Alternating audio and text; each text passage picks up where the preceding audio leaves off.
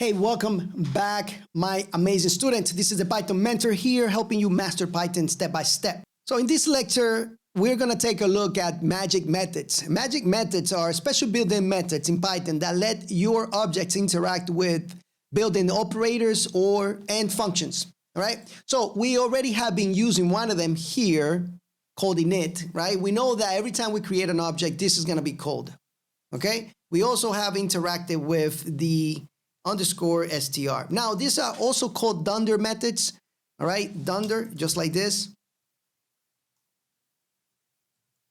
All right, and the reason we call them dunder is because they have double underscores, all right?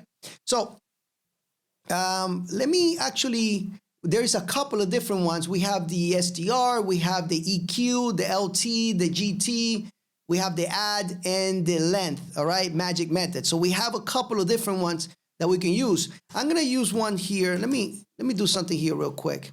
So what I'm gonna do is I'm gonna instantiate one of these objects, this class, and I'm going to give it some data here so that way we can have something to work with, right?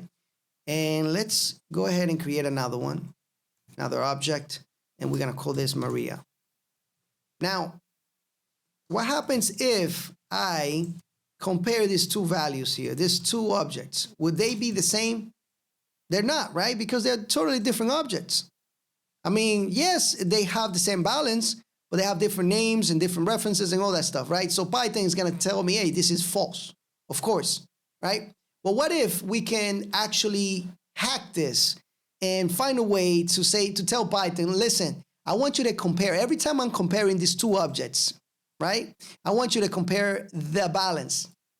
That's what I'm actually referring to. How can we do that? Well, we can hook into this equality or comparison magic method, basically, that is called every time we are comparing something in Python, right? So just like this one is called every time we're creating an object, this one is called every time we're using this guy, right? So we're gonna hook into it, and we're gonna have two different parameters here. The self, which is, of course, we're referring to this class, and other, which is referring to what we're gonna be comparing the value to, the external guy, right? So self is the guy here, and this would be the other coming from the other side, the second account in this case, all right? So what I could do is I can return self balance, just like that, with the other balance.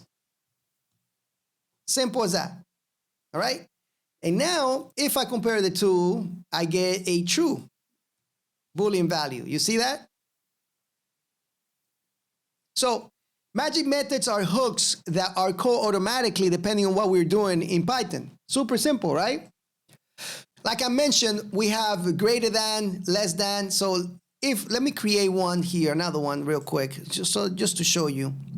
We have greater than, so GT, right? And we have LT as well. So greater than would be, of course, greater than here. Okay, simple as that. And the LT, which stands for less than, would be the opposite of this, all right? So super cool. And of course, here you would do something like this, right? Greater than, because this is hooked into that one. So is this one, well, let's actually do this here. Is account number one greater than account number two? False. They are equal, right? Now, if I make account number two or account number one a little bigger, and I do this, you can see that it says true, right?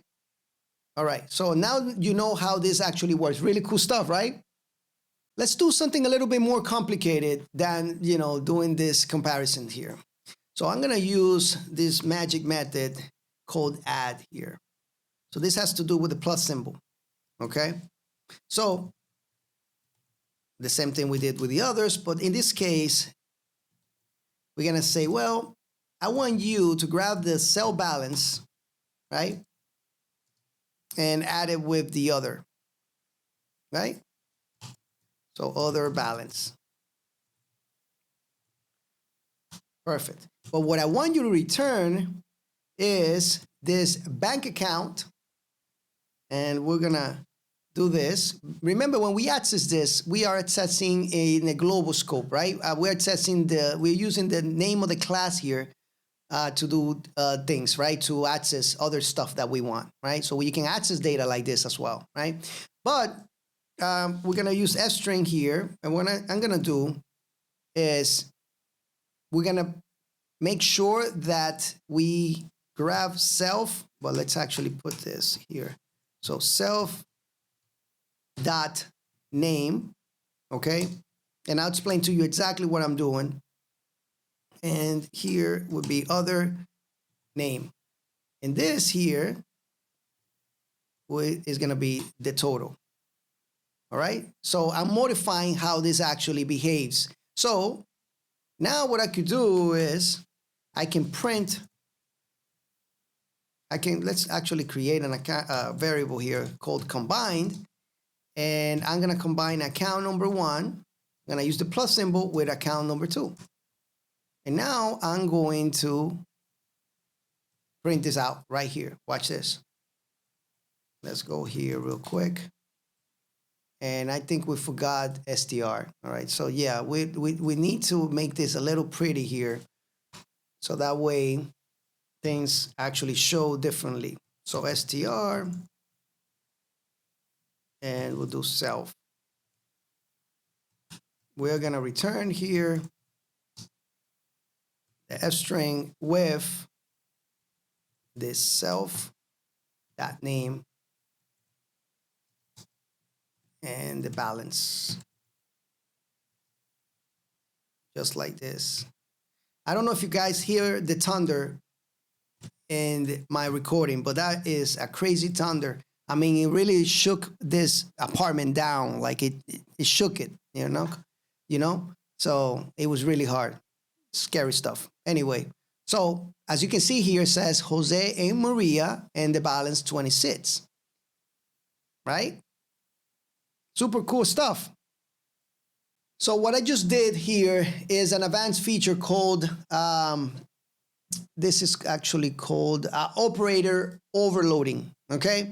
I forgot the name. I don't use it a lot, but I have used it in some applications here and there, okay? So usually the plus symbol here, all right, we use it as an operator to add numbers, strings, or lists, and things like that, right?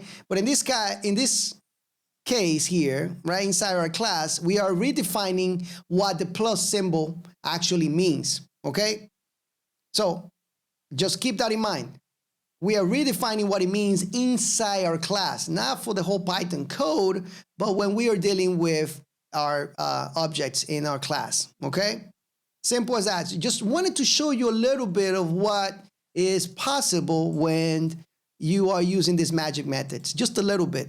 This is not even close to what we can do. Now, I really introduced you to a really advanced concept here, but don't worry, on the next lecture, we're gonna clear this out, all right? So I'm gonna spend a whole lecture explaining to you what operator overloading is. So don't worry too much about it if you did not understand.